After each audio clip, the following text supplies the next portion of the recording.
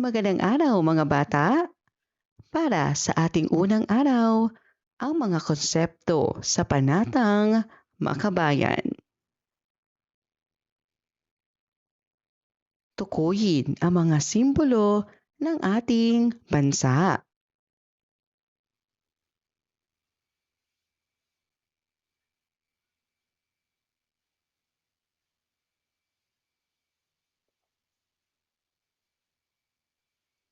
Ang mga simbolo ng Pilipinas ay nagpapakita ng ating malawak at makulay na kultura. Maliban sa mga ito, may binibigkas tayong mga panunumpa ng katapatan sa ating bansa. Isinarito ang Panatang Makabayan. Panatang Makabayan. Iniibig ko ang Pilipinas, aking lupang sinilangan, tahanan ng aking lahi. Kinukupkup ako at tinutulungang maging malakas, masipag at marangal.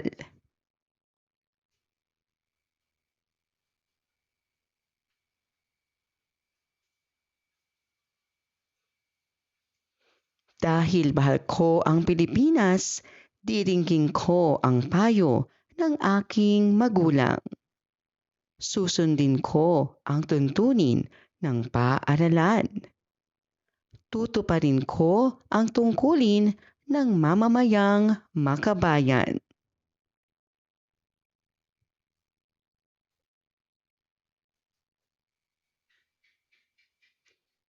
Naglilingkod, nag-aaral, at nagdarasal ng buong katapatan. Iaalay ko ang aking buhay, pangarap, pagsisikap sa bansang Pilipinas.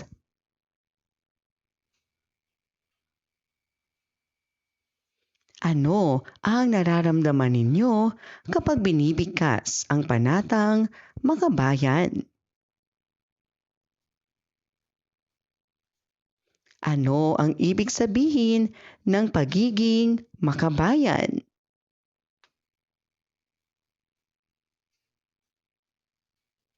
Pagpapaliwanag ng mga konsepto.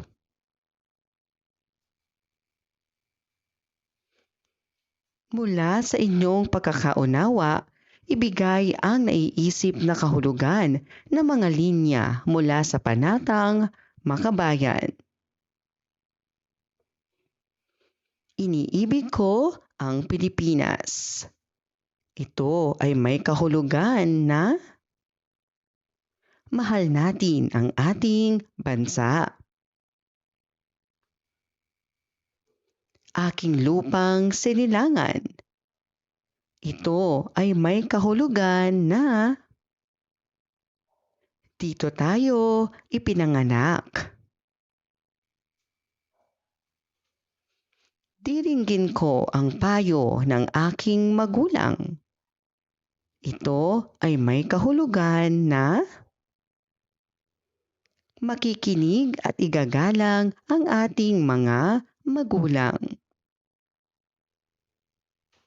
Susundin ko ang tuntunin ng paaralan. Ito ay may kahulugan na magiging masunurin sa mga batas at makikinig sa guro sa loob ng paaralan. Tutuparin ko ang tungkulin ng mamamayang makabayan. Ito ay nangangahulugang magiging mabuting Pilipino para sa kapwa at sa bansa. Iaalay ko ang aking buhay, pangarap, pagsisikap. Ito ay nangangahulugang ilalaan ang mga tagumpay at handang ipaglaban ang bansa. Ang panatang makabayan ay pangako ng pagmamahal sa bansa. Hindi sapat ang pagbigkas lamang. Dapat itong isabuhay. Ang pagiging makabayan ay nagsisimula sa maliliit na gawaing tama.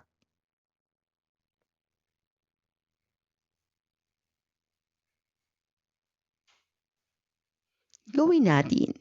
Piliin ang tamang sagot. Ang panatang makabayan ay nagpapakita ng ating patlang sa bansa. Susundin ko ang tuntunin ng paaralan ay nangangahulugang ang pagiging makabayan ay naipapakita sa pamamagitan ng bakit kailangang isabuhay ang panatang makabayan. Alin ang paraan ng pagiging makabayan? Gawin natin. Isulat ang tama kung wasto ang pahayag at mali kung hindi.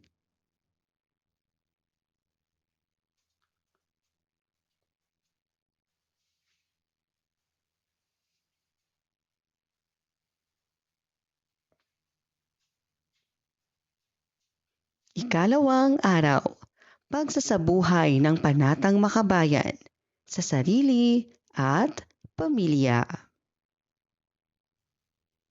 Ano ang isang pangako? Bakit mahalagang tuparin ang pangako? Paano ka nakakatulong sa iyong pamilya? Sa pagbigkas ng panatang makabayan, isa sa mahalagang bahagi ay ang dirigin ko ang payo ng aking magulang. Bilang isang bata, ito dapat ay isinasabuhay at hindi lamang binibigkas bilang isang pangako. Basahin natin. Ang pangako ni Ana. Kauuwi lamang ni Ana galing sa paaralan. Nakita niyang pagod ang kanyang nanay. Naalala niya ang araling itinuro sa makabansa, ang pagtupad sa tungkulin bilang isang makabayan. Agad niyang tinulungan ang kanyang nanay sa paglilinis. Pagkatapos niyang maglinis ay nag-aral na siya dahil ang payo ng kanyang tatay ay mag-aral muna bago maglaro. Natuwa ang kanyang pamilya. Napagtanto ni Ana na ang pagiging makabayan ay nagsisimula sa loob ng tahanan. Sino ang pangunahing tauhan sa kwento? Ano ang ginawa ni Ana upang makatulong?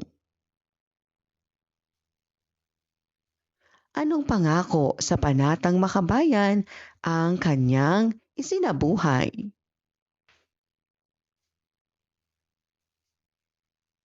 Bakit natuwa ang kanyang pamilya? Ano ang aral ng kwento? Ang pagiging makabayan ay nagsisimula sa tahanan. Kung marunong tayong tumulong at sumunod sa pamilya, mas magiging mabuti tayong mamamayan. Panatang makabayan. Iniibig ko ang Pilipinas. Aking lupang sinilangan. tahanan ng aking lahi. Kinukupkup ako at tinutulungang maging malakas, masipag, at marangal.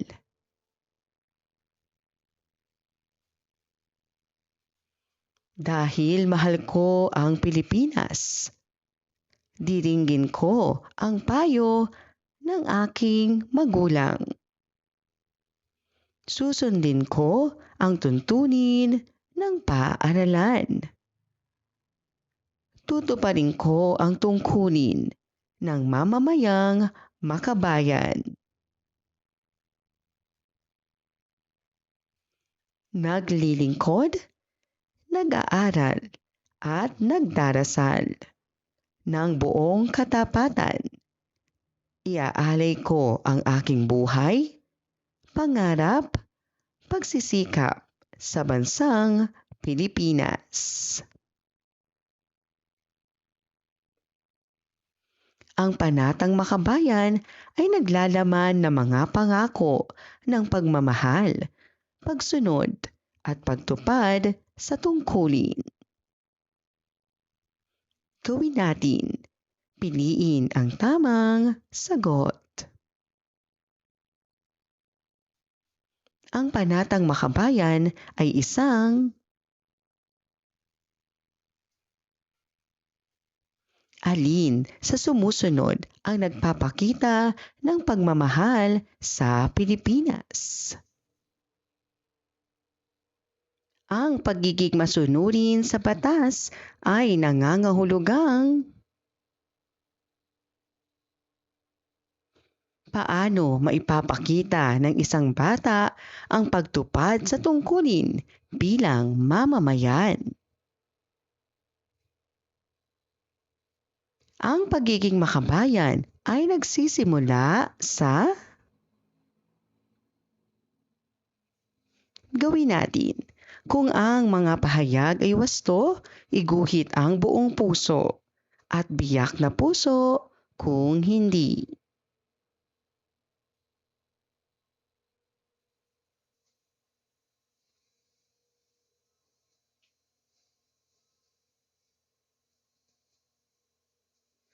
Ikatlong araw, pagsasabuhay ng Panatang Makabayan sa bayan o lungsod, lalawigan at rehiyon. Panatang Makabayan. Iniibig ko ang Pilipinas. Aking lupang sinilangan. Tahanan ng aking lahi. Kinukupkup ako at tinutulungang maging malakas, masipag, at marangal.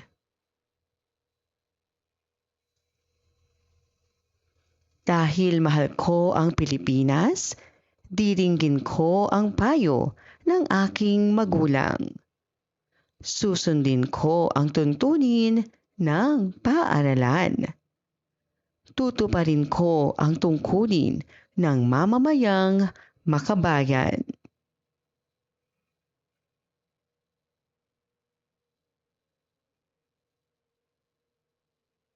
Naglilingkod, nag-aaral, at nagdarasal ng buong katapatan. Iaalay ko ang aking buhay, pangarap, pagsisikap sa bansang Pilipinas. Ang Panatang Makabayan ay isang pangako sa ating bansa.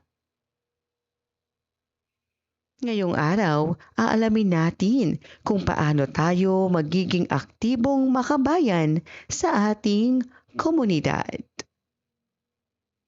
Pagkakapit ng Panatang Makabayan sa komunidad. Pagmamahal sa bayan. Katulad ng pakikiisa sa clean-up drive, paggalang sa mga pampublikong lugar, at pagsuporta sa lokal na produkto. pagiging masunurin sa batas, katulad ng pagsunod sa mga ordinansa ng barangay, hindi pagtawid sa bawal na lugar, at pagsunod sa curfew kung mayroon. Pagtupad sa tungkulin bilang mamamayan, pag-aaral ng mabuti upang makatulong sa hinaharap, pakikilahok sa mga gawaing pangkomunidad, at pagiging mabuting halimbawa sa kapwa. Ang panatang makabayan ay dapat isabuhay sa bayan, lungsod at lalawigan. Ang paghihikayat sa iba ay nagpapakita ng aktibong pagiging mamamayan. Gawin natin. Piliin ang tamang sagot. Ang pakikiisa sa clean-up drive ay isang paraan ng ang paggawa ng poster na may mensahe tungkol sa kalinisan ay isang ang pagsunod sa ordinansa ng barangay ay halimbawa ng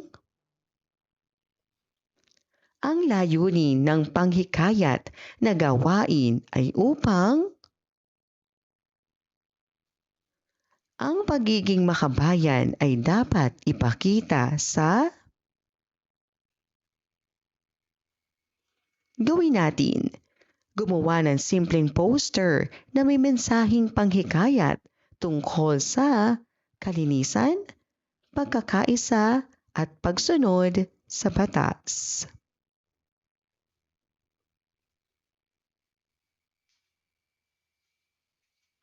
Ika-4 na araw, pagsasabuhay ng panatang makabayan, bansang Pilipinas. Ano ang ibig sabihin ng pagiging makabayan? Paano makakatulong ang isang bata sa buong bansa? Maaari bang magsimula ang pagbabago sa maliliit na gawa? Ang mga batang Pilipino ngayon ay magiging leader ng bansa sa hinaharap. Kaya mahalagang simulan ang pagiging makabayan ngayon pa lamang. Ngayong araw, aalamin natin kung paano tayo magiging aktibong mamamayan at gagawa tayo ng isang simpleng community service plan.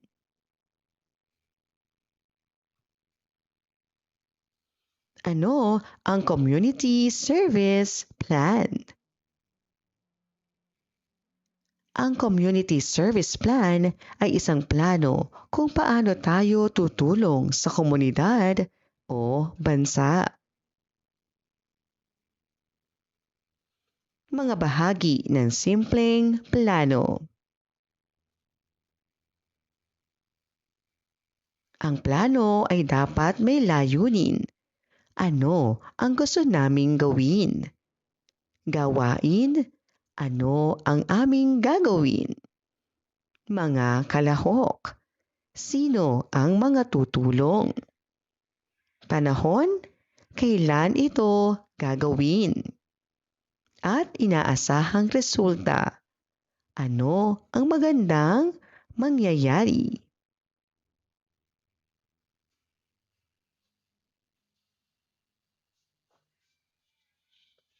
Halimbawa ng community service plan.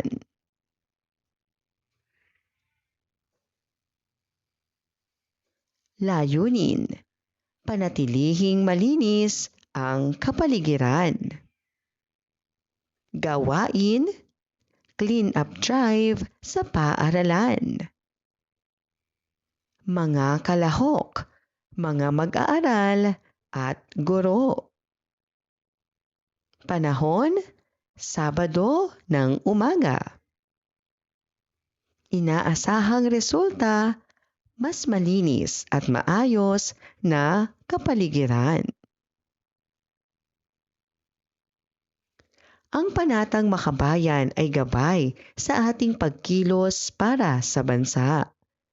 Ang maayos na plano ay tumutulong upang maging matagumpay ang isang gawain. Gawin natin. Piliin ang tamang sagot. Ang paggalang sa watawat ay isang paraan ng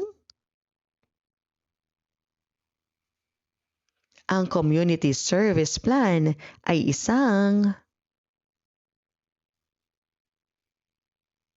ang clean up drive ay halimbawa ng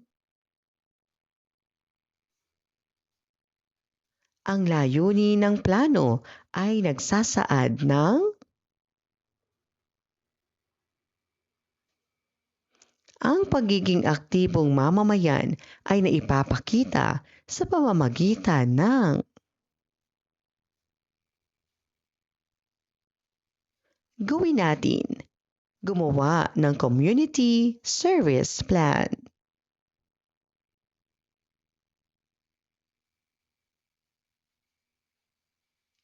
Maraming salamat po sa inyong panonood at pakikinig. Hanggang sa muling pag-aaral ng asignaturang makabansa. Paalam!